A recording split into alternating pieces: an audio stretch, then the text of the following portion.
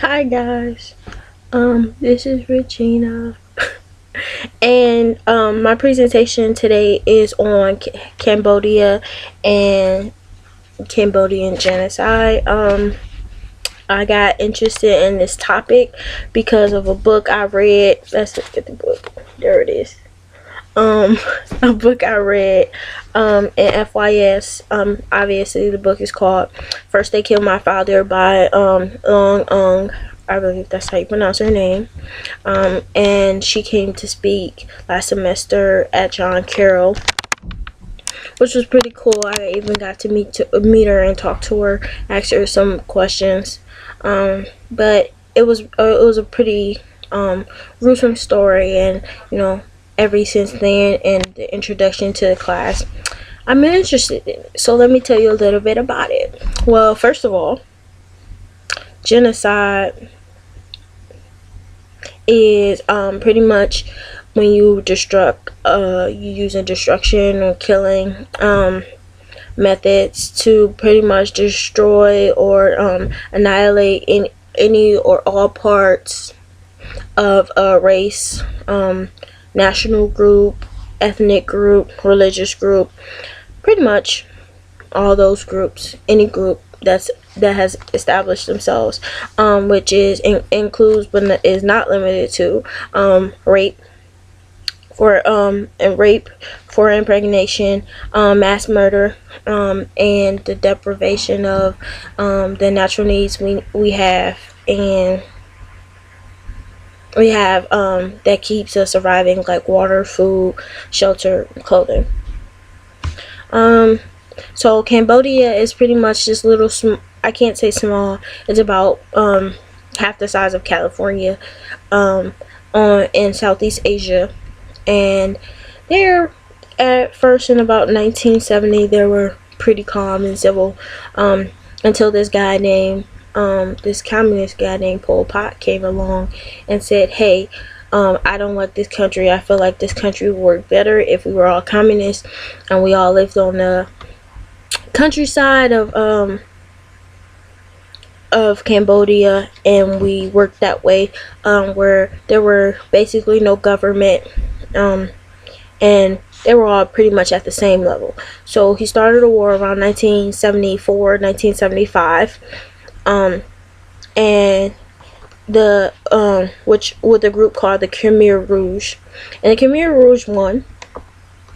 So after they won, they pretty much took over the city, and they told these people that lived in the city that they could come back in 7 days, which was a lie, and they forced them into these camps on the countryside of Cambodia, which was drastic. She talks a lot about how her change in the book, her change from living in the city to the countryside, and the drastic changes in her family and the strain it puts on the family.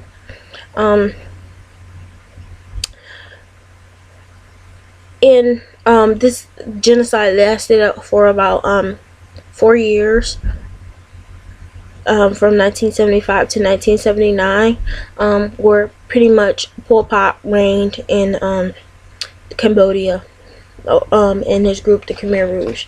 Now, while they were in these camps, their life changed drastically. They had little rations of food, pretty much anything they brought from their previous lives until now, and the little bit of food, probably most likely, I believe, 1 or 2 bowls of food they got to eat, as other countries caught wind of what was going on and began to fight for the rights of the Cambodian people that were in these camps. Rations got smaller because they needed to feed for more soldiers. So many people died from malnutrition and the shelter and the lack of cleanliness. Along with that, the doctors and government people and teachers and things like that, any person who had a government job were being killed because they felt like It felt like they were a threat to the Khmer Rouge. Also, along with that, there were people who were being killed who were mixed with possibly Cambodian blood and Vietnamese or Chinese, because they felt like they only wanted pure Cambodians, and they felt like those people had, connections elsewhere, so they could possibly bring a rebellion. And all this, there was about 1.7 million people murdered, which is about 21% of the population at the time, which is obvious mass genocide. And the way, I just want to tell you guys, I don't really want to say this, but the way that they killed these people was, at first they started taking people to these massive graves, these large holes in the mountains, in the woods, on the countryside, far, far away from the people. And they were saying that they were shot in the head. They were like kneeled across the hole, and then they were shot in the head. But as you know, the countries caught wind, and the war started breaking out more.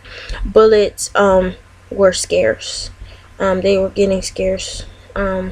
So they began doing the same thing, but using blunt force objects like sledgehammers or the blunt butt of their guns to kill these people. Some people, they died in their suffering.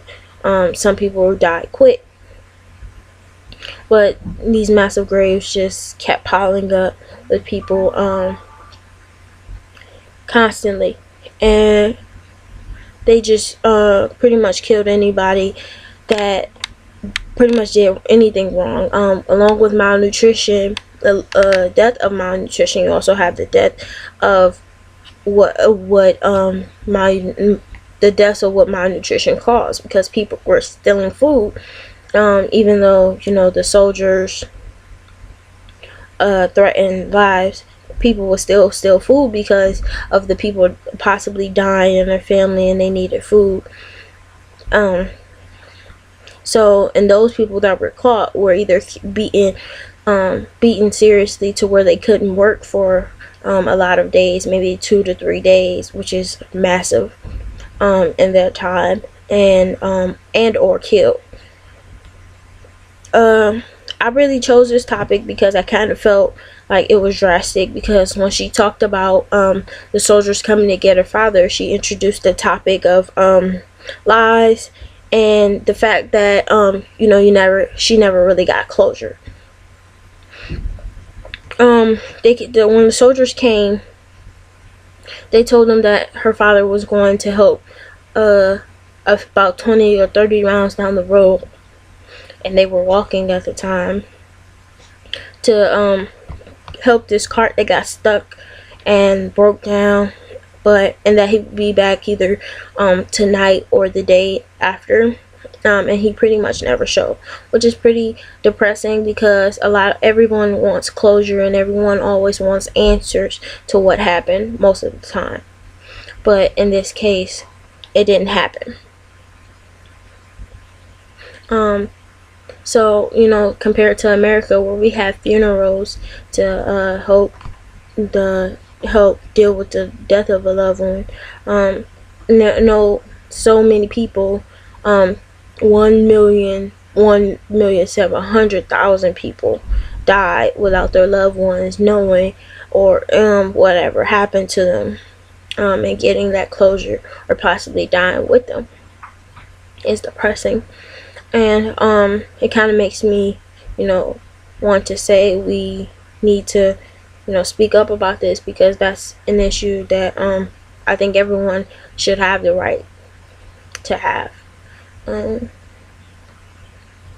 Along with that, I know the feeling of losing someone and not knowing what actually happened to them, and it being a homicide, and it's just pretty much a cold case now.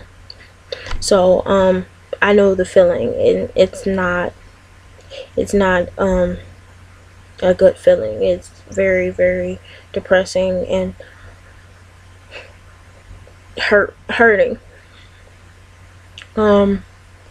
But once they killed my father, first they killed my father is a very great book, and I loved when I read it, and I love everything it brings the attention to, because obviously people in America don't know about it, because I just found about it in FYS. So history needs to know this, and it needs to be written distinctly into our history books, just like slavery and the Revolutionary War. I hope you guys enjoyed my presentation. Thank you.